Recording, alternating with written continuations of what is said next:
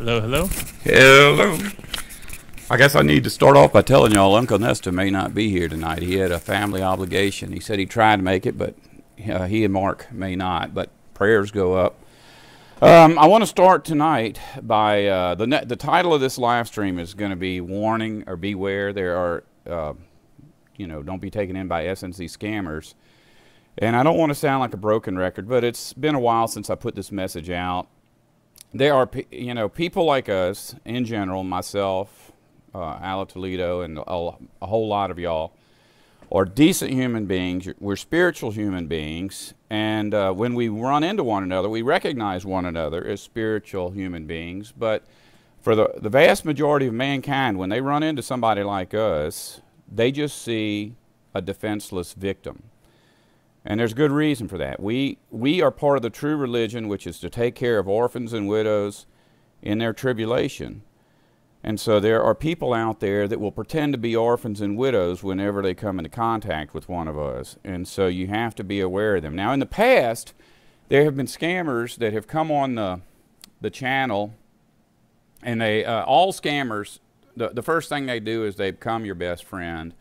Oh, sustenance and covering, I love everything you say. You're a true prophet from God. I don't know what I did before I found, and instantly when I hear that stuff, I am so damaged by people pretending to be my friend that I automatically just mark that person as evil, which isn't a good thing. And I don't want you to do that. You really just need to be aware that whenever you hear something that sounds too good to be true, there's a very good possibility that it isn't true. And, I think most of the people that listen to me are old enough to know when they're being manipulated. But at the same time, a lot of the victims of these manipulators are older people. And, people when they get older and they start to be a little bit generous and they want to do what's right, they're perceived as potential victims as well. Now, the whole reason I'm telling you this is that, in the past, we've had people that have come here and done all of that stuff, and then they've gone out the back door and sent private messages to my subscribers saying, come over here and look at my channel, or go look at this other. I mean, the first thing they do is they tell you how they found you because they saw one of your comments on a sustenance and covering video, and oh, isn't it wonderful to find sustenance and covering? But the information they'll send you to will oftentimes be information that was intentionally created as a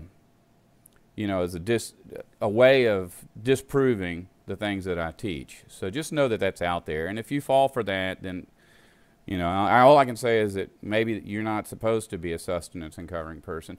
But tonight, the reason this has come up is that I make a lot of videos, and if I go over and visit somebody or they come and visit me, I might make videos of those people. And then we have this live stream, and in the live stream, there are people that I'm kind to, I talk to. But I really want you to understand that I talk nice to everybody, and until somebody really proves themselves to be wicked, I'm not going to block them. So if you see me telling somebody I love them, and you see me saying, hello, it's so nice to see you here tonight, that doesn't mean that you can trust that person. And the reason being, there's a person out there that has 3 different names on YouTube, and I've known for a couple of years now, I guess, that she was a scammer. But I couldn't prove it. And I'm not the kind of person that will just throw somebody out without solid evidence. Initially, I ran into these people because they found my channel and they wanted to do an internet collaboration, and I said no. And then they asked them again, and I said no again. I said no again. And the problem with that is you can say no in a nice way only so many times before you have to say no in a very mean way, which is something I don't want to do, or you have to say yes. And so I eventually said yes. We did this collaboration, and it really wasn't bad. I felt like it might be kind of a time waster, but at the same time I was thinking maybe this is God's direction, maybe this is a way of getting more subscribers, so we'll go ahead and do this. Well, after we did that, and I was getting comfortable with these people. They said, we're going on traveling on a vacation, and we would like to stop and meet you. Now, I'm not comfortable with that at all, but at this point, I'm so deep with these people that I can't say no. And so they came over. I was super paranoid. I mean, long before they got here, I hid all my prescription medications, and everything that I thought was valuable enough to steal, I tried to hide. I left a few things out in plain view, but those things, I put my eyes on them like 10 times a day because I was just so paranoid these people were going to walk off with my stuff, and I wanted to catch them before they got in the car. But believe it or not, not a bad thing happened. You know, if I had not been so paranoid, I would have truly enjoyed myself with these people. Now, I knew that on the way down, they had stopped at a few places and met with other people, and they went and visited some other people afterwards. But I don't know any of them people. I couldn't get with them. And, but there was one person that only lived about 10 miles from here, and I actually got to meet her. And I knew her name. And so I was able to look her up on the internet and find out that she, you know, I was able to get her Skype address, her email address. And so I sent her a couple of Skypes because these people, when they came by my house, they said they were going to go visit this woman, and I asked them why, and they readily volunteered that this person had lent them money when they were down and out, and that they had been paying monthly payments to her, and they were making their last payment. They wanted to make it in person because they wanted to pay a tip. You know, they said, you know, if we'd borrowed money from the bank, we'd had to pay interest, and so it's only right that we pay interest to her. And this didn't really shock me because that's the way I think. But what shocks me is that I have never met another person that thinks the way I think. You know, people don't just voluntarily give, you know, do that kind of stuff. And so I had to accept that these were some really, really good people, or they were liars. Well, as time went on, I was spending more and more time talking to these people via the internet, my YouTube channel, Skype. And I was noticing that their stories changed every time I talked to them. Now, that's a regular thing. Even, you know, law enforcement will tell you that, you know, when somebody's telling the truth, all you have to do is keep asking them the same questions. And if they give you the same answer, you'll know they're telling the truth because a liar can't keep their story straight. Well, these people's story was changing, you know, all the time. And I was getting really worried about them, but I couldn't imagine, you know, as nice as they treated me, I mean, they came down here and lavished me with all kinds of gifts, and some of this stuff was brand new stuff. And so I felt kind of bad not trusting them. But I kind of set up a little trap, and every one of you were involved in it, and I didn't really lie, but I made a video a while back. Well, what happened, here's what happened. I sent a message to that lady's Skype channel, and she never responded, but I started to get worried, and so I found her Facebook page, and I sent her a message on Facebook saying, I think our friends are about to pull a big scam, and I just want you to be warned ahead of time because I don't want to see you get hurt. And apparently she saw the message and instantly messaged me back that they are scammers. I've been avoiding them. And so I said, well, I don't want to get into your personal business, but when they were here, they said that you had lent them money and they were here to make their final payment. And she said, no, that's not what happened at all. They came and they told me some story. I bought into it, and I lent them a large sum of money. After about a month, I tried to call them. They wouldn't answer their phone. They wouldn't answer their email. And since then, I've been looking at a lot of stories that these people are telling, and I suspect that that's how they make their living, is just scamming people. So when I did a video about a month ago about my school bus. And in that video, I said that the school bus has been sitting for years, but that now I have saved up a large sum of money, and I'm going to get tires on this bus. Excuse me. And I may have to cancel the live stream tonight if I can't keep my voice. And that's not a lie. But I may have exaggerated things a little bit. I stopped drinking any alcohol. That's saving me between $75 and $100 a month. And I've started to eat everything that the food bank gives me. And I've started to eat my bulk items, even though they're not supposed to be good for diabetes. And so I am saving money. I said that I had the money already. That isn't quite true. But I may either next month or the month after be able to afford my tires. So I am doing real good. But I threw that out there just to see what would happen. And it's like within a couple of days, Skype rang, and it was them. Hey, look, I found a house, and it's right near you. And I want you to take a look at it. And so they sent me this thing, and it said house $15,000, and it was down here, but it wasn't close to me. It's like 75 miles away. It said, we like you, and we want to move close to you so we can spend time together. What do you think about this house? And I'm like, well, you know, it looks okay to me. But it's, 75 miles away. Oh, no, it's not that far. We'll be visiting all the time. Okay. So then she writes back after I told her I looked at the house, and she says, hey, we've got somebody interested in buying our house, and we think we're going to get $15,000 for it. So we'll be able to pay for this house cash. If I get the man to agree to take $1,500 down right now, would you be willing to help me out? So it's like, this is not based on a house they were going to buy. It's based on the fact that they found out, or they thought they found out I had $1,500.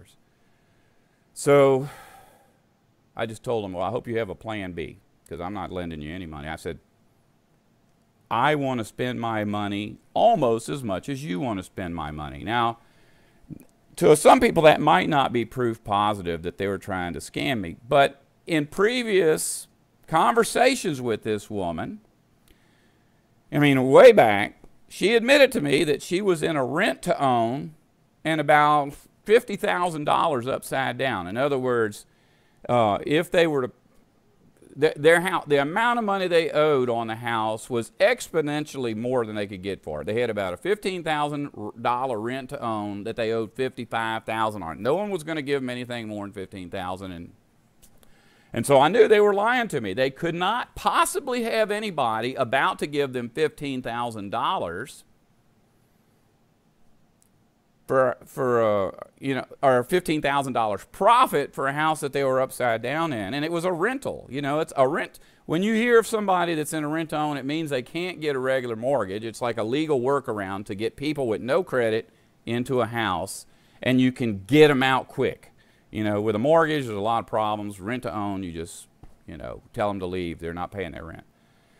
So anyways, I knew that these people were scammers because they had scammed that lady when they were down here. And then I knew they were scammers because they told me they were about to come into a bunch of money they could not possibly come into. And they took the bait and asked me for exactly what I said I had in that buzz video. Now, here's the warning. These people are in the live stream every week. Now, I don't think they stay here for the whole thing, but they make an appearance in order to look good. I think mostly just to look good to me.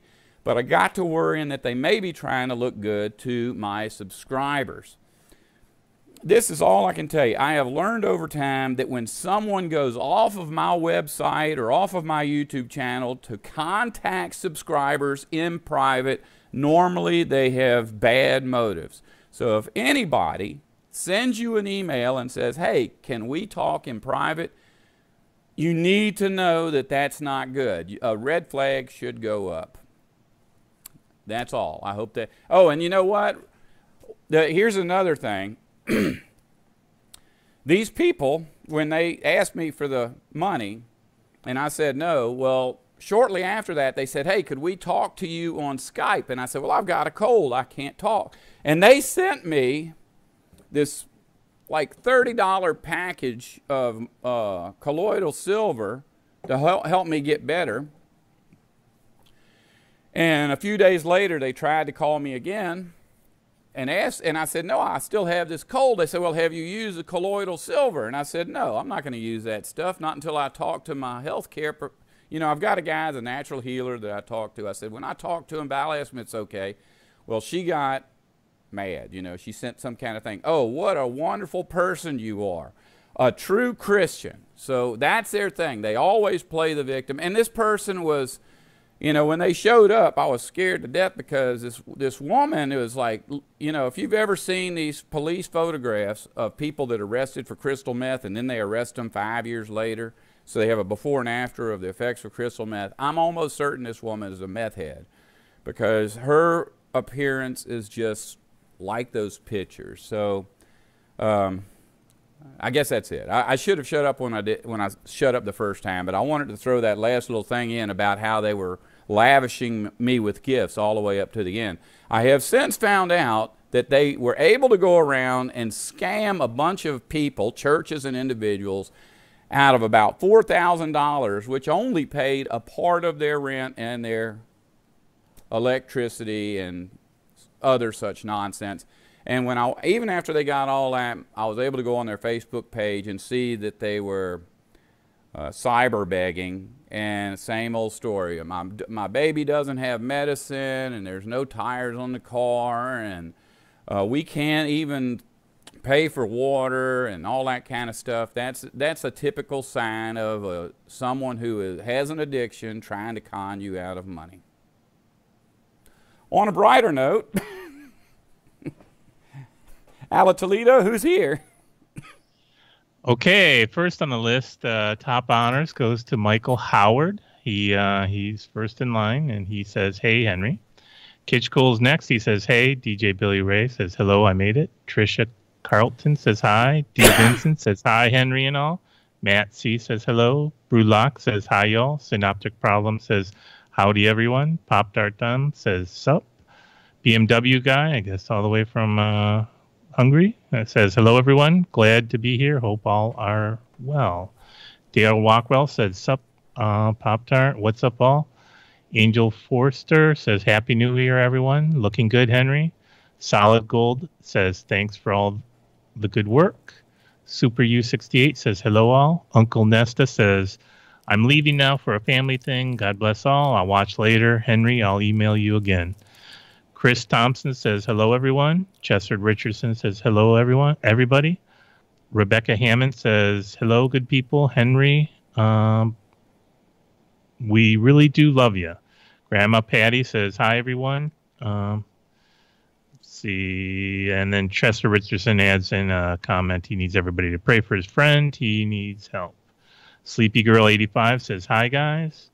Matt Wilcox says he's still trying to win the lottery.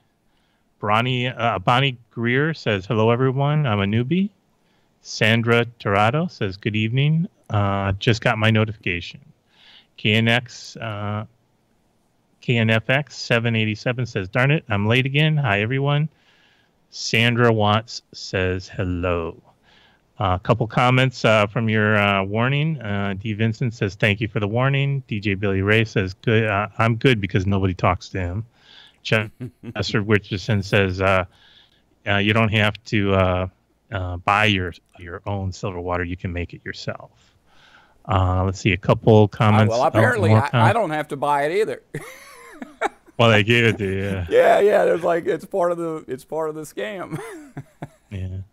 Grandma Patty says she has zero success with silver, but it's possible that she's allergic to silver. Sleepy Girl 85 says there are so many scammers. I'm learning as I get older. She shakes her head. We can sometimes be naive because we don't have the heart to fathom such deceit. Bonnie Greer agrees and says, "Red flag, yes, indeed, thanks." Dale Rockwell comments as well. You got to be careful. He has people around here that do that kind of crap all the time. Then Bonnie Greer talks about the colloidal silver again. She makes her own. It's very popular until modern pharmaceuticals started pushing antibiotics after they were discovered. Well, the first question actually comes from Chester Richardson. He says, "Are the Jehovah's Witnesses and the Masons the same bunch? They have a lot in common." The Jehovah's Witnesses, and this is something that they kind of try to cover up, is that the guy that started it, the Seventh-day Adventist religion started, I guess, around Civil War times, and there's this fella named Pastor Russell that was in on that. So it's two guys, And they had some kind of a dispute, a typical religious dispute. And so Pastor Russell went this way, the Seventh-day Adventists went that way. And you'll notice even in the modern teachings of both are similar in a lot of ways. But both of those guys were Freemasons. And not only that, but it's kind of one of those things that that all religions do is they try to send you to the founding fathers' gravesides and all that stuff. You know, they'll have the bones of the saints under the altar and that kind of thing. But the Jehovah's Witnesses kind of don't want you to go see Pastor Russell's grave because it's a pyramid with a cross on it. You know, the Ankh and the pyramid together. And it's, you know, it's not like 400 feet tall, but it's big as this room. And his grave is right next to it. They say he wasn't a Freemason. He was a Freemason. And not only that, but all of the primary elders from the very beginning were all Freemasons. And I believe that that's like a regular thing that you have to do if you want to be a mainstream church. I think most of the, you know, the bishops and the popes and all them kind of people are Freemasons, whether in, you know, out in the open or in secret. Because there's too many things they do that, you know, like they always are given those secret waves and stuff that you and I aren't supposed to know about. But I do know that the Jehovah's Witnesses were founded by Freemasons, and I do believe that even today the, you know, the chief executive officers of the thing are all Freemasons. But they supposedly are not. DJ Billy Ray adds in Mormons, Jehovah's Witnesses, and Masons, all the same. So Mormons, I guess, as well. Catholics, Baptists, Buddhists, Hindus, you know, Native American religions. They're all. You and I have been in discussion about how all of these things are tied in, just like tonight, and so pretty much, yeah. Rebecca Hammond comments that it's a dead giveaway to have a pyramid over a grave. Oh yeah, and if you read the stuff that's on it, like I used to have a book back here. I've got it in my attic now. It was like a 1880s Jehovah's Witness book. Excuse me. Hopefully we can keep going. But it had this thing that folded out of the center of it.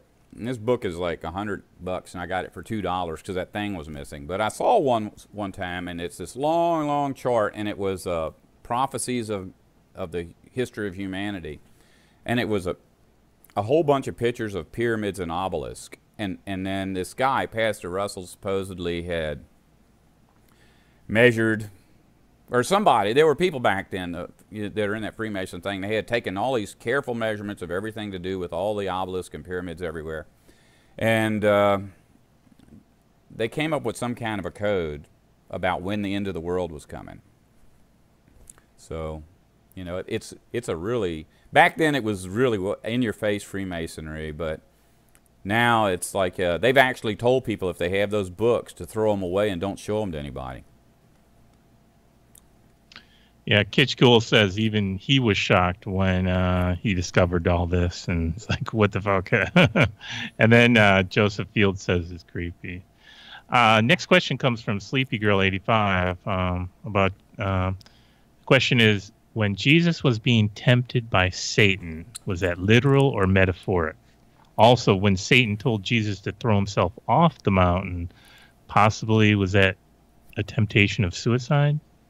Well, it was, here's the thing, if you go back and look at that in the original languages, and this is not definitive, but it says didn't he take him to the top of the temple? Isn't that one of the temptations, that he took him to the temple, and then he took him to a very high mountain? But when you read about him taking him to the temple, the wording actually doesn't sound like it took him to the temple in Jerusalem, although it could be.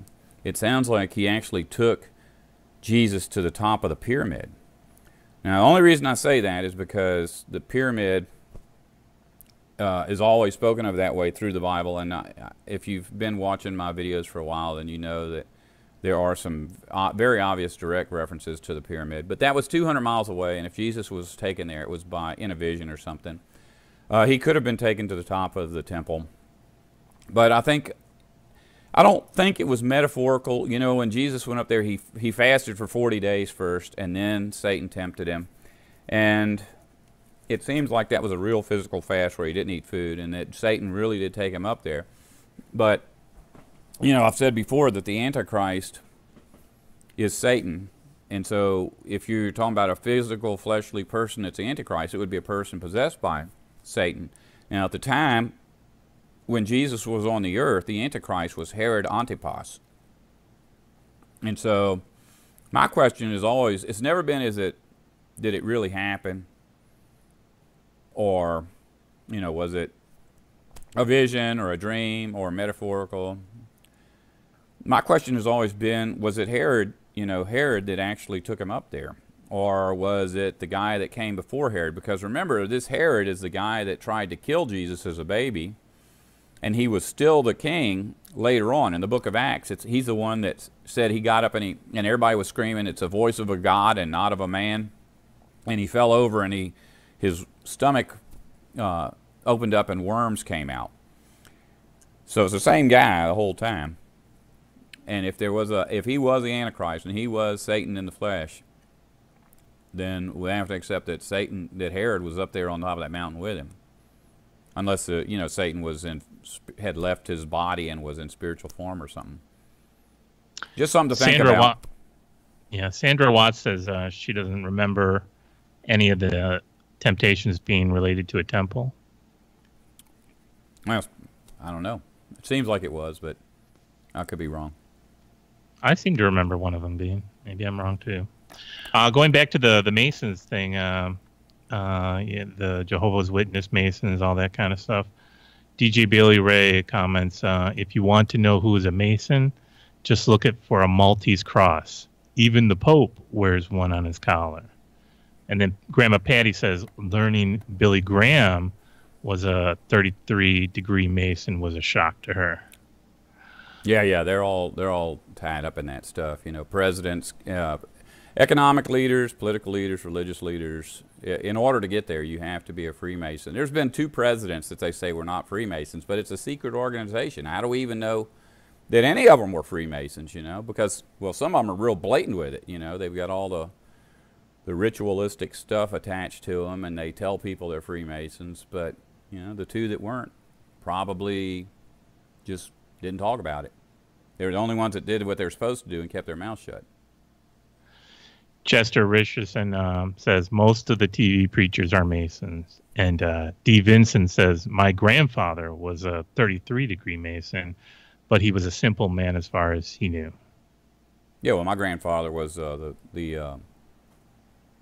he was the president of the Carpenters Union down at the shipyard, and he was also a Freemason, but I don't know what degree or anything. I had his Bible for a while, but it was, you know, when I was first starting to figure the world out, I was like questioning everything, and I thought, you know, I really don't need that in my house. Maybe, you know, because people talk about how you can have a familiar spirit, whereas like a house may be attached to someone who committed suicide or something, and I don't know that I believe in any of that, but it's, you know, better safe than sorry. So I got a cousin that keeps all that old junk. I brought her that Freemason Bible. Joseph Fields says they knew a lot of poor Masons, so they guess they didn't make the cut to the higher levels. I guess. Well, there is a glass. There's a glass ceiling there. You know, you go in there. Well, here's the way I've always explained it: is if you become a Freemason when you're 18 years old, by the time you're 35, you could be what is the top 33rd degree Freemason. When Barack Obama was born, they made him a 33-degree Mason that day. So there is an obvious difference in what the average guy has to go through and what these, you know, world leaders go through. I just made that up. I don't know anything about Barack Obama's, but I do know he is high up in the Freemasons. I don't know how he got there, but I suspect that he didn't do a whole lot to get there. He's kind of, you know, demon possessed. So it's like, hey, he's one of us. Let's see. Simple Sister Living says, hi, all here, but late. And Great Bay 1961 says, good evening, all. Next question comes from Brew Lock. They're asking about your fruit trees. Did they freeze? And how's the cold weather? Well, you know, it's hard to say because all the fruit trees I've had for 20 years, obviously, they made it through a lot more freezes than this, and they still made it. I was looking, like, most of my citrus looks kind of bad, but you know, they've been in worse weather. But there are things that I planted within the last 3 years, and I noticed that they look kind of bad, so we'll just have to wait and see if they recover, which probably about a third of everything I do does recover. But, you know, I honestly have, I haven't given up. I had somebody volunteer just 2 days ago to come down here and cut my grass and prune my trees for me because, you know, arthritis, I can't hardly do anything anymore. But in the spring, I have made the decision that no matter what else happens, I'm going to quit sustenance and covering, quit visiting family, quit going out to everything for 2 months, just so I can straighten this place out. And if I cannot physically do it, I'm going to give everybody an open invitation to come down here and help me. Because I can't pay, it cost me $1 million to pay somebody to do this, but if I could get a few friends to just come help out, you know, I don't mind sitting on a throne and giving orders. How's the weather, though? Is it cold right now? Actually, last night we had you know, it didn't go below freezing. Now, something I have instituted is, like when I was about 30, I got sick. And, and you know, I've never ever gone to the doctor for anything. So at 30 years old, I got sick. And I just tried to get over it on my own like I always had. And I laid in bed for 30 days. I mean, I was going to work with a paper route for an hour every morning, but I'd get home just about dead. And at the end of 30 days, and that was my cutoff, I kind of knew when it started. And 30 days later, I still couldn't do anything. So I went to the hospital. They gave me a shot. They gave me some pills. And it's like the next day I was cured.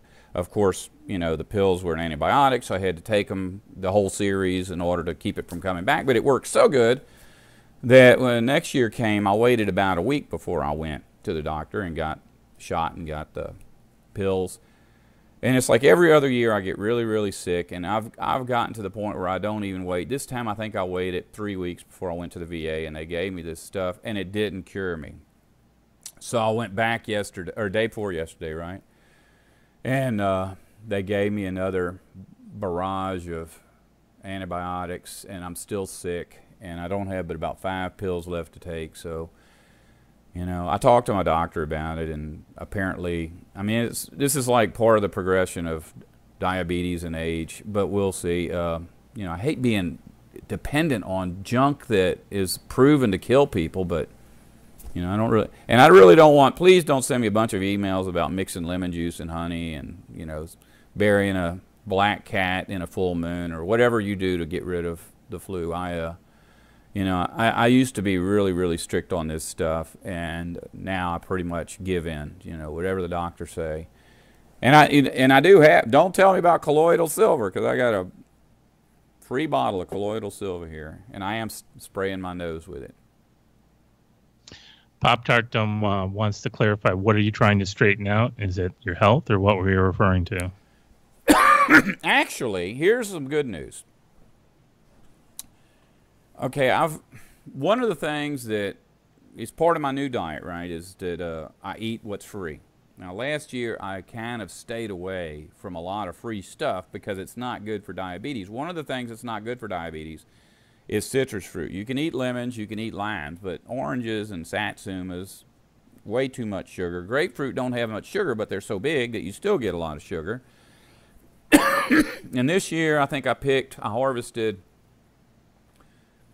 I honestly think I probably harvested 100 pounds of this stuff, but by the time I was able to go through it, I guess I ended up with 75 pounds because a lot of it, you know, when you're picking it, when you break that stem off and it opens up the end of the orange, they get rotten quick. So I got about 75 pounds, and I'm eating it. I'm not throwing it away. And it's a lot of sugar, and I've noticed that my blood sugar with this machine is way up. Nesta's not here, but me and him, you know, when old people get together, all they talk about are their diseases. And I called Nesta. I spent about 45 minutes talking to him, and probably 35 minutes was, oh, yeah, I got a pain right here. And, you know, whenever I do this, my head gets hurting. But he's diabetic as well. But when I went to the doctor, and this is, I know it's maybe, I'm good at explaining things. You should be able to understand this. My machine is telling me I'm dying. I get to the doctor, And my A1C came back at 6.4. That's almost like cured. You're not a diabetic anymore. Now, obviously, if I stop taking my meds, I'm not going to have a 6.4 because I am on metformin. But when my blood sugar, like at night, is always over 200, and that's bad. No matter what I do, it's bad. I wake up in the morning, it's still 200. I was really worried about my A1C this time. But my numbers out of my machine are very bad. But the real numbers, the thing, like I think it's some kind of antibodies that form in your blood, and they measure that, and I didn't have any. So I'm not damaging my liver, not damaging my kidneys. And on top of that, I have something that's called neuropathy. It's where your nerves get damaged from sugar crystals plugging up your arteries or whatever, capillaries, and it makes you feel like your feet and legs are on fire. Well, I haven't had that in probably a year. You know, I was thinking if my sugar was as bad as it was, that should be hurting. But here's the thing. Being sustenance and covering, people have given me a lot of health information. And I always filter it. Like if it's something that is too expensive, I don't go out there and take out a loan to buy it. But the things that are simple, I do. And there's like turmeric, and there's cinnamon, and then there's like a dozen different things that you can do at Walmart. And I think it costs me like $30 a month for all of the junk that I take that the doctor doesn't give me. But on top of that, I was able to talk to the doctor and to give me several natural supplements that the VA allows, like omega-3 acids, you know, fatty acids. And so there's a lot of things going on here that are improving my health, and I suspect eating citrus fruit that's full of sugar is improving my diabetes, even though that's the exact opposite of what they tell you. So but what's going on with my health now is I had a virus, and I went to the VA, and they stuck a stick up my nose, and they put it in some kind of a vial, and they said, yeah, you've tested positive for the flu. And they said, and I want to make this clear, you don't have a flu. You have the flu. And the doctor even said this is a really, really terrible strain of it. Everybody's getting really sick. And even people who took the flu shot got sick. And I told my doctor, well, you know, for about 5 years I took the flu shot. And, you know, I'm not a conspiracy theorist, but honestly, the 5 years I took the flu shot, I got the flu, and I got it really bad. And so I felt like instead of just getting stuck with a needle and getting the flu, I'll just get the flu without getting stuck with the needle. You know, that's reasonable, right? And then the doctor's like, yeah, I understand. But, yeah, I got the flu, and when the flu went away, I went back the other day and said, I still am sick. I know I don't have the flu because my fever went away, but something's wrong. And so they tested me again, and they say I've got a bacterial infection in my sinuses, which is a normal thing that happens to old people all the time and diabetics all the time. And so, you know, it's just it'll go away. It's just figuring out how to get it to go away. And the bad thing is every time you figure out how to get it to go away, the next year the bacteria figure out how to come back. And when they figure out how to come back, it's usually in a way that you can't get rid of using the same method. So, you know, I don't know. I don't have an answer to this. You know, I try to do everything right, but, you know. Well, Terry Burns and Jaboom Blue both wish you well. Say you can't leave us that long. Chester Richardson, talking about the cold weather, Chester Richardson says his car froze, and now he has to replace a freeze plug. Oh, I never heard of freeze plug. Oh, my. What the heck is a freeze plug? Well, you know, engine block has these channels cut through it to allow the water from the radiator to go through.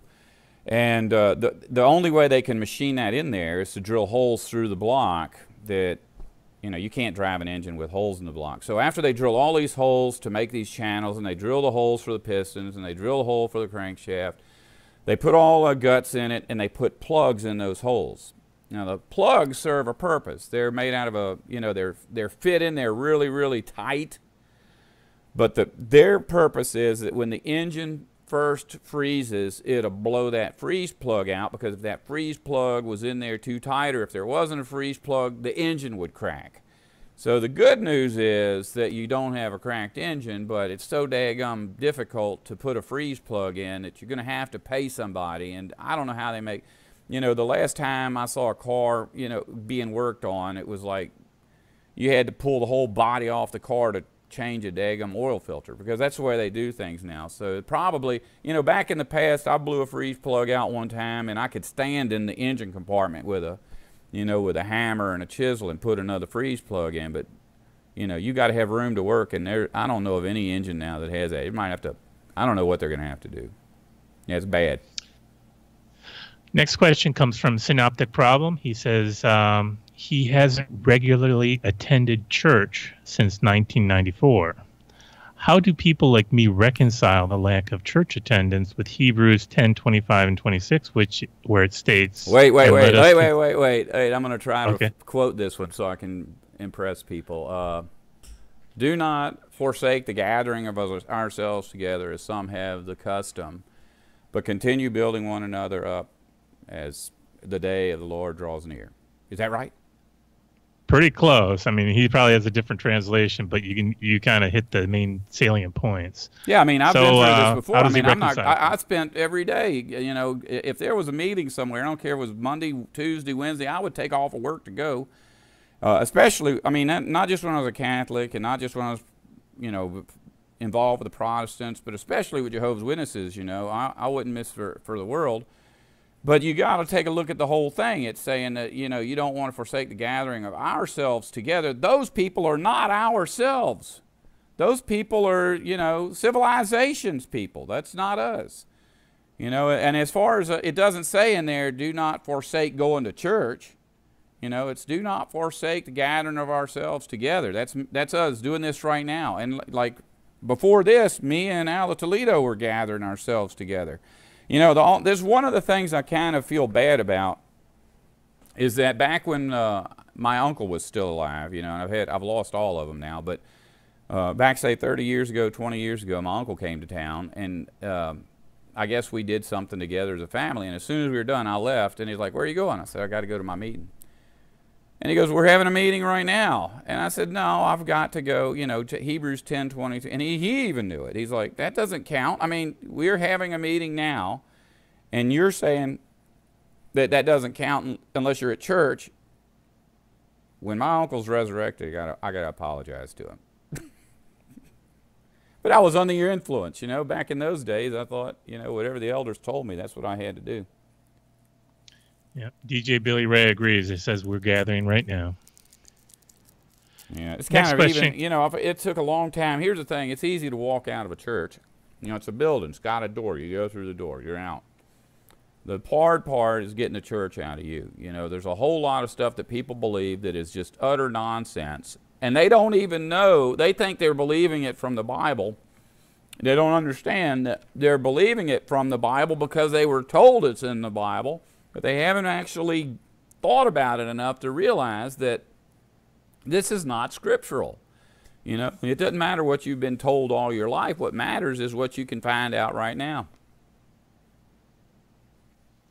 Yep, Chester Richardson says he's glad he's part of this family. Next question comes from Solid Gold, who says, where and if does it say, do not destroy yourself every time I try to not sin, or live by the truth? That's what they say. If John was Elijah, how could he witness Jesus talking to Elijah? Well, the transfiguration was right near the end of Jesus' ministry. And John was already dead by then. John was beheaded kind of, I think, a year and a half before Jesus was killed, I think. Somebody out there I'm sure knows, but I think that's about the timing of it. Because at one time I was thinking about that. It's like, okay, you saw Moses and Elijah. And this goes back to church. When I was a Jehovah's Witness, we were told it was a vision of Moses and Elijah. And it wasn't really Moses and Elijah because the dead are unaware of their surroundings. They don't know anything. But there are several verses about dead people coming back in some kind of spiritual form and disappearing. Samuel was called out of the grave by the witch of Endor. And Elijah and Moses at the Transfiguration. And I think if the Bible says that Jesus went into the cloud and then the apostles, it was John and James and Peter, I think. I don't think all the apostles were there, just those three, I think. They went into the cloud, and when they got in there, they could see Elijah and John and Jesus. The oddball thing about that is, like, this is something I always thought about. It's like, how did they know who that was? They didn't have photographs. The guys had been dead for hundreds of years. But that's what they said. And it was recorded in the Bible. And I find that when something's recorded in the Bible in straight up language, that it really happened. Now, whether that was a ghost or, you know, because I mean, I really think it was the spirit of them. Now we have to accept the fact that humans can do that, because a lot of religions teach that there are no such thing as ghosts. The Jehovah's Witness teaching of this is that when Jesus saw it was a vision, and then when Saul saw Samuel, that was a demon pretending to be Samuel. But it says nowhere in the Bible is there even a hint that Samuel was not Samuel. It specifically says he was Samuel, so you have to accept that. Next comes from J Boom Blue. They say, let's talk about UFOs. You go first. Come on, you can't tell us anything about ancient aliens or something? Well, you know, people have asked me about that Ancient Alien show. I think they've got a good thing there if they could make one Ancient Alien show every 3 years. But they make them every week, I think. I don't have TV. And when you're making something every week, you're going to make junk. You know, they used to make the Brady Bunch every week. So you get Gilligan's Island, you get Lucy. You don't get anything quality. But the fact is, they go into the Bible and they read a lot of verses and they just dig for anything. It could be an alien. And a lot of that stuff is very, very obviously not aliens.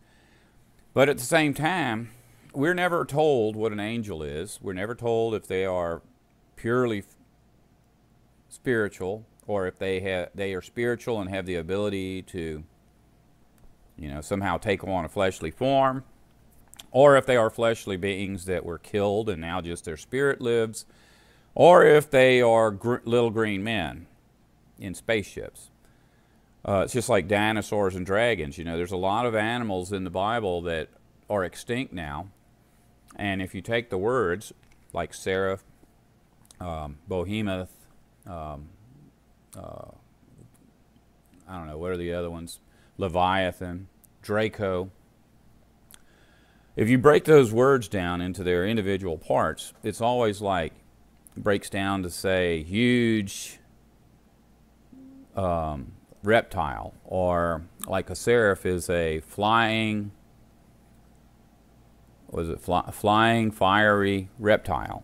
And so dragons and dinosaurs are the same thing. It's just that the word dinosaur was invented in the 19th century to describe what the Bible calls dragons. And the word angel, or the word alien, could possibly be just, you know, a word that was created in our modern culture to describe what the Bible calls angels. And I don't think they had to have spaceships. I think there was other means. There's a lot of stuff that you read in the Bible that the Ancient Alien show talks about as being like airplanes or spaceships or flying saucers. And they're obviously, I mean, if you read them in their original Greek and original Hebrew, that's absolutely not true. But there are things that are spoken of in the Bible that, you know, might be sci-fi type stuff. Like when Jacob was running from Esau, he went to a place called Bethel, you know, Bethel, which means house of God. Bethel, Bethel, El is God. And he named it that after pouring oil over a rock and declaring this must be the house of God. Well, that night, when he was running, he stopped there. When he felt safe, he stopped, and he fell asleep, and he used that rock like a pillow. And while he was dreaming, he saw what's called Jacob's ladder. Now, this sounds really, really UFO-y in its original languages. So if somebody tells me he was looking at UFOs, I believe it. And this thing that he saw sounds like something that was recorded by cultures around the world. It doesn't say that he saw Jacob's ladder with angels going up and angels coming down. The words used sound like a funnel, or with things go like a rounded off pyramid, with angels going up and angels coming down. Well, to me, that's like a vortex. Now, in many ancient cultures, there are supposedly times when the planets would align, and these similar vortexes would open up between the planets.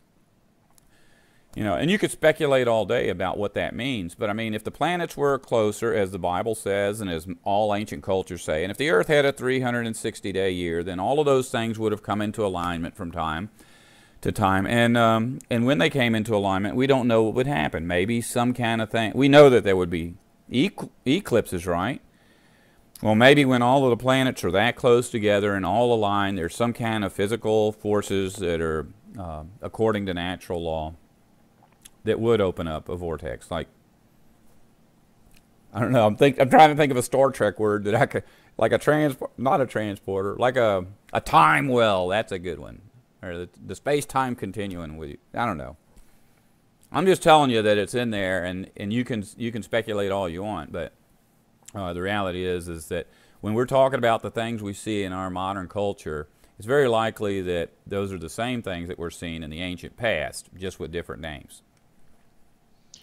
Well, you just got an influx of guests here from Not Nation. Apparently, Not Nation sent at least a dozen people here to say hello. Maybe that's Nesta, man. Nesta's doing that stuff. I bet so. Yeah, he'll be proud. We have to remember to tell him that whenever he's back, when he gets back from his family obligation. I guess so. Boy, well, welcome, guys. Hopefully you enjoy it. Oh, wait a second. I got to do this. These are all dreadlock guys on the other end. Yeah, they're going to like it. Yep. and your beard, too. Hey, I'm going to tell you, I went to the VA the other day, and I had to do, like you got to do, fill out forms. It's just like any other stupid government, arbitrary thing. I started filling this paper out, and this woman comes in, and she goes, "God bless you, brother." God, and she put her hands on me. And I know it was just the hair, right? And so they got these old... I'm the only guy with dreadlocks. The rest of them have those caps that say Vietnam veteran or whatever. They're all sitting over there. So this woman's talked to me for half an hour. And she walks off, and so I got my name and my address and my phone number on this form, and another woman comes up, and, "Oh, my God, I love your hair." I said, "Well, you don't think it's disgusting?" She goes, "No, I'm going to touch it." And so she started taking my hair and doing this with it. I looked over, one of them old mean-looking veterans was staring at me. I said, "If you want chicks to talk to you, grow your hair out." And, of course, he looked disgusted. Like, I fought for your freedom, man. You better respect me when I talk. I was on a ship fighting a mop. Next question comes from Matt C. He says he has a question. His uncle used to tell stories of older mountain men and some members of the family who used dowsing rods to find wells of water. Is that witchcraft, or what is witchcraft? And is it spiritually not condoned by the Bible? He's read online that divinity is divining is somehow part of witchcraft. You'd be hard-pressed to find that in the Bible. But there is, like in the law of Moses, there was things that if somebody was a foreteller of events, you killed them. And anyone seeking the advice of a witch, you kill them. But that was the law of Moses, according to the law of Moses, can't eat lobster. Can't wear white after Labor Day. So, I mean, Jesus said over and over again that the law of Moses... No, he said the law would remain forever, but he's talking about the natural law, God's natural law. But when he was talking about the law of Moses, he specifically said that, all foods are clean. Don't worry about that law. And then afterwards, the apostles elaborated on that, the letters. So, it's not like part of the law is bad. All of it was bad. Even God said that. I think it was like one of the prophets was talking to God, and God said, "Well, when I brought my people out of Egypt, I gave them the good law, but they refused it. And so when they refused the good law, I gave them the wicked law. And the good law was, he said, I can't remember, I think the one that he chose was to rest, the Sabbath, the law of the Sabbath. The bad law was for ritual human sacrifices. And see, the only ritual human sacrifice well, there was a bunch of ritual human sacrifices that the Jews got involved in, but there was only one where God approved of it. And when Moses came down with the second set of laws, he said there's going to have to be somebody. Now that we have this law, it's unlike the Ten Commandments. This law is going to be administrators. Who's willing to administer the law? And it said the family of Levi stood forward. That's how the Levites got to be the priest. And he says, if you really are for Jehovah or Yahweh or Yahweh, then each of you take your brother and your sons and sacrifice them. Provide ritual human sacrifices to Yahweh. And they readily did it. It said they killed 3,000 people. Now, if you go to church and you ask them about that verse, they're going to tell you, well, those were the bad people. They were the ones that were worshiping the golden calf. But the reality is that it says very clearly that the Levites were worshiping the golden calf, and that Aaron was the one that took charge of that. He actually made the golden calf, and they didn't kill any of them. So it was, it was obvious that was bad. God said that's the wicked law. That's the second law that was brought down. Don't eat this. Splitteth of the hoofeth, that kind of stuff. Did I get off track? Yeah, we were talking about water dowsing, but Joseph Fields comments that most people, when dowsing with rods, will spin out a small when dowsing with rods. Will spin in and cross, and then a small people will spin out. He's always wondering about this spinning. And then DJ Billy Ray comments he had a guy from the water department use dowsing rods to find a leak in his water lines last year. I got a friend, he's a bus driver, 78 years old. She's probably 80 years old. And he swears that if I need to, when I drill these wells out here by hand, just jetted them in. Well, I live in the swamp. It's a no-brainer. You don't need a stick to tell you where there's water. He said he would come out here and douse for me because he had done it before, and he's always found water. But, this is South Mississippi. I don't know where he went. He pretty much anywhere he get. But he said the same thing. He'd be walking along, and they would cross each other, and it wouldn't be him doing it. It would be the rods. So I don't know. I don't know if there's anything to it. I'm not going to just dismiss it. If the guy says he can do it, then maybe if he believes it, that's cool. I've never done it, so. What about the aspect of witchcraft being prohibited by the Bible, though? All that stuff is, it was part of the old Mosaic law. There isn't really anything written about people doing that stuff after the law. When Jesus was on the scene,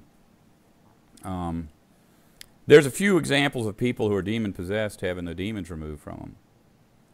So God, and it's, when it talks about demon possession, these people really do have supernatural powers. I was talking to Usamos today about, and I think you, when Paul was on his way to, I don't remember where, but he got called into Asia Minor, which is a big part of the St. Nicholas stuff that we've been talking about. He got called to go to what's called the Oracle of Delphi. And it says that in the Bible, but for some reason the churches don't want us to know that. It says that they came to Lydia, who was possessed with a spirit of divination. And so Paul casteth out the demon of divination. Well, that's not what it says. What it says in the original Bible is that she was the oracle at Delphi, and that she had the ability to do that stuff, prophesy. And what it says actually is that she echoed Python Pneuma in Greek. Echo Python. Echo is just like our echo. When she spoke, it was the voice of Satan that spoke, the Python, the serpent god. And Pneuma means spirit, like in, Holy Spirit. So she echoed Python Pneuma, echo Pneuma Python. She really did that. The Bible doesn't say that she was a faker. She really did that stuff. And the Oracle of Delphi is really famous historically. That really existed right there in Asia Minor, in the city of, Philip? the lover of horses. Philip is Alexander's father. Well, historically he's Alexander's father, but Philip says that he never ever had sex with Alexander's mother because on the night of their wedding, he went into Alexander's mother and she was having sex with a giant serpent, you know? And so, and that giant serpent appears in, you know, every mythology of every culture on the earth. And so when Alexander got older, he killed his father. And he was afraid that Zeus would punish him. So he went to the oracle of Delphi and said, has the man who killed my father been punished? And the oracle of Delphi told Alexander, your father is not Philip. Your father is Zeus. So, you know, and Zeus was the serpent god. He was Osiris. Osiris, the green one, the serpent god. He was, what are the other ones? Saturn, Quetzalcoatl down in South America, the serpent god. America, you know, Quetzalcoatl is like the, what is that, Mayan, Incan god, Quetzalcoatl? But the Peruvian version of Quetzalcoatl is called Americos. And we're told that America was named after a map maker named Amerigo Vespucci. But there's people that have found records that say that the god of America was Amerigos. That's where America got its name. America got its name from the serpent god Amerigo. In the book of Revelation, the serpent god is called Draco. That's where the English word dragon comes from. It's Draconis in Latin. You know, it's Seraph in Hebrew and in Egyptian. So, you know, the serpent god is everywhere, and that's, you know, that's the spirit of divination that existed at the oracle of Delphi. And see, Paul, when he went in there, he took that away. That's what got Paul in trouble. He went in there and he run this demon out of Lydia, which means the keeper of the door. You know, that door shows up all the way through the Bible, you know, when Abel and Cain are at the gate trying to get in, and then later Lazarus is at the door waiting for the, you know, the rich man to give him some crumbs or something. It shows up over and over again, but she was the gatekeeper, the woman at the door between man and Satan. And, you know, Paul was pretty much, what he was doing was representative of what would be done by Jesus later when the door between man and Satan is closed for good. Just going back to where you had talked about the Levites and the Mosaic Law and everything, Noah's Ark in 1962 wants you to clarify what you're saying about the Ten Commandments and whether they're important or not. Oh, the Ten Commandments are natural law. They'll always be. Now, here's the problem. I just did a video called The Ten Commandments, didn't I? The Ten Commandments and the Law of Moses, or the Law of Moses and the Ten Commandments. You can go to my channel, go to the home page, you know, click on videos, and there's a little, like, looking glass, eyeglass, magnifying glass. Click on that magnifying glass and put in there commandments, or 10 commandments, or it'll take you right to that video. But the Ten Commandments are very, very poorly translated, you know, when it says thou shalt not kill, that's a good one. That's exactly right. You know, thou shalt not kill. It's human beings who go in and say, well, that's not thou shalt not kill. It's thou shalt not commit murder, because God wants patriots to kill people that live on the other side of an imaginary line. You know, obviously God's pleased with that. But the reality is that most of the Ten Commandments are very poorly translated. Like it says, do not covet your neighbor's animals, do not covet your neighbor's stuff, do not covet your neighbor's wife. Well, that word wife isn't there. It's like do not covet your neighbor's species, because this is it's like a reference back. All references to fornication and adultery in the Bible, or references to interaction with demons. You know, whether it's a sexual interaction that took place between the daughters of men and the sons of the true God, or whether it's the interaction between a person who's demon possessed and the demon that possesses them. All those words are that. So when you see those scriptures, you automatically think, you know, fornication is sex without a license. That's not what that word means. That's what fornication means in English, but the original word in Hebrew does not mean that. It's about an intimate relationship between humans and demons. And I guess thou shalt not steal, you know, it's another one. It's natural law, and it's a good commandment in its English form. You know, you don't steal. But most Christians believe that stealing is going into a liquor store and pointing a gun at somebody. The original commandment in Hebrew says, thou shalt not carry away. I mean, that's physically saying you don't take anything away. So if you're out there eating fruit off a tree and pooping by the tree, that's okay. But if you put a bunch of fruit in a box and ship it across the country, that's stealing.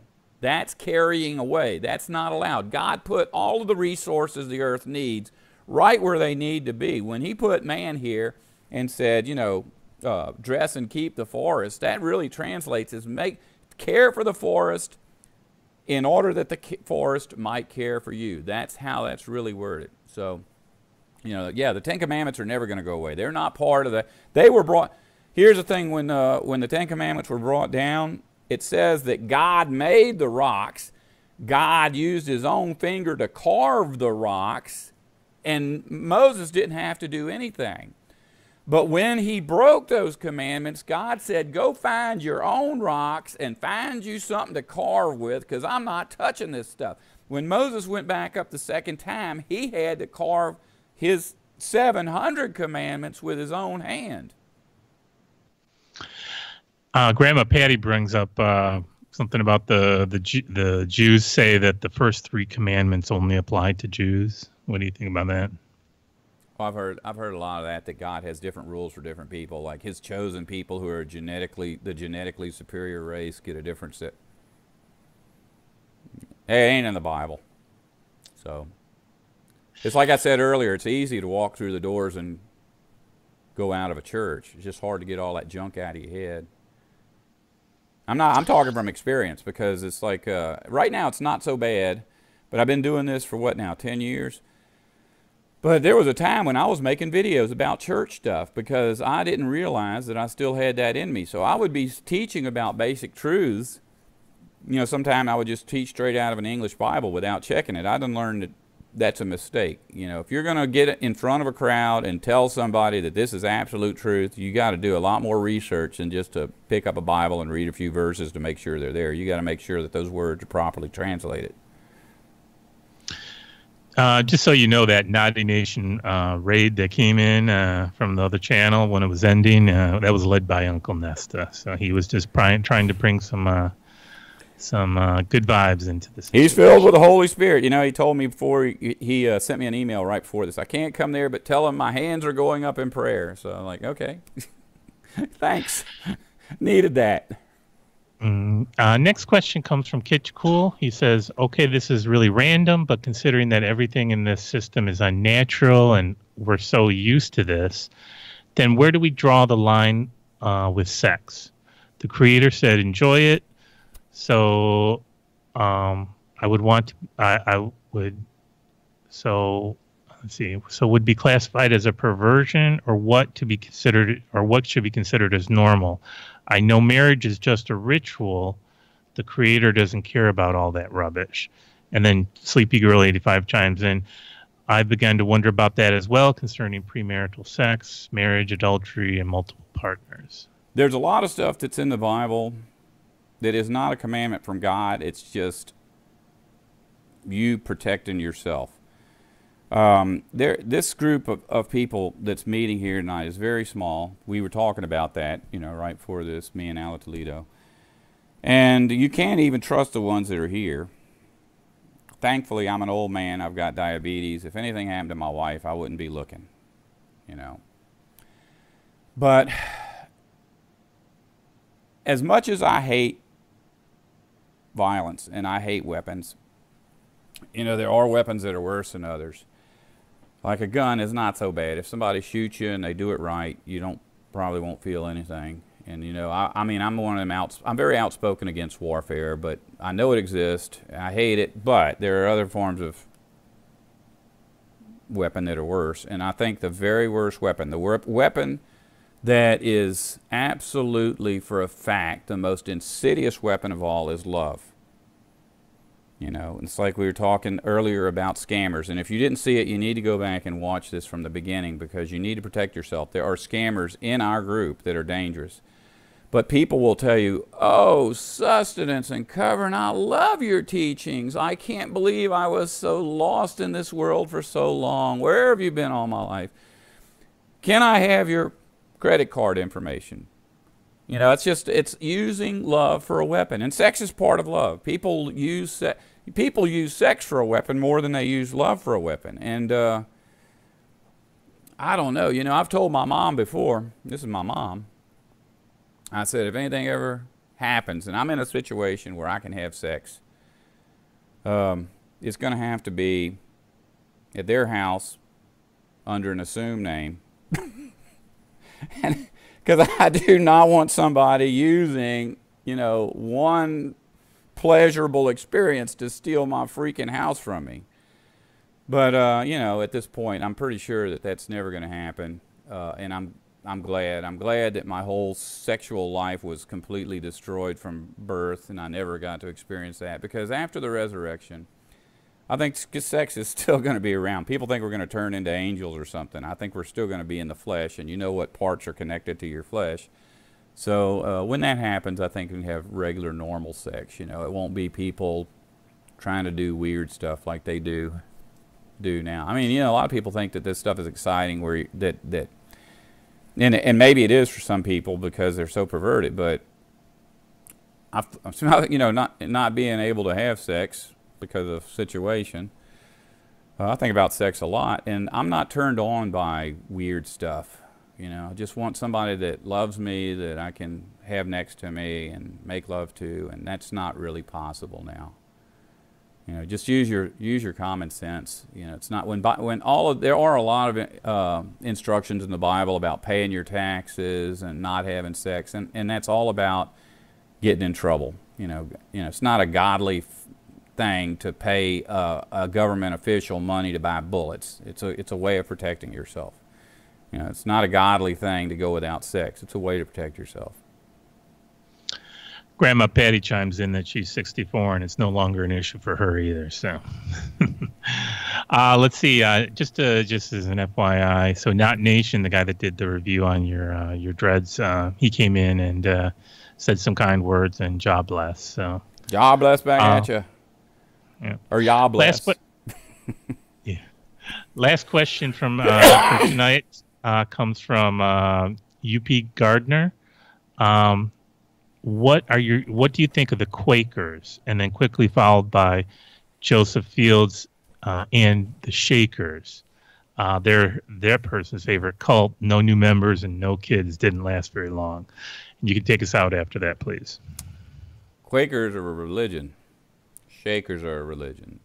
Catholic, Buddhist, Methodist, Lutheran, all of that's a religion. The Bible is not about the war between God's kingdom and part of Satan's empire. It's about the war between God's kingdom and all of Satan's empire, which includes all religions. And you know, if you're out there looking for the mainstream group of people that can lead you to the truth, you're not going to find it. People couldn't find it in Jesus' day. They couldn't find it in Elijah's day. They didn't find it back in Moses' day, you know. And that's when God was directly involved with his people. He was doing miracles, and still he rejected religion. So, you know, don't get to feeling like Synoptic Problem said earlier, hadn't been to church in years. How do you rectify that? Well, you don't go back to church, you just get over it.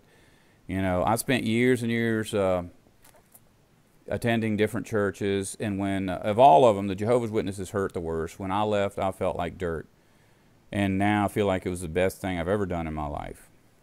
So anyways, and I think I need to let you know that me and Al Toledo are both too sick to do the podcast this week, so it won't be there. But we will get back to it next week. Don't think we've quit. And we hope you'll come back to the live stream next week. And as always, if you do not wish to survive, don't listen to us.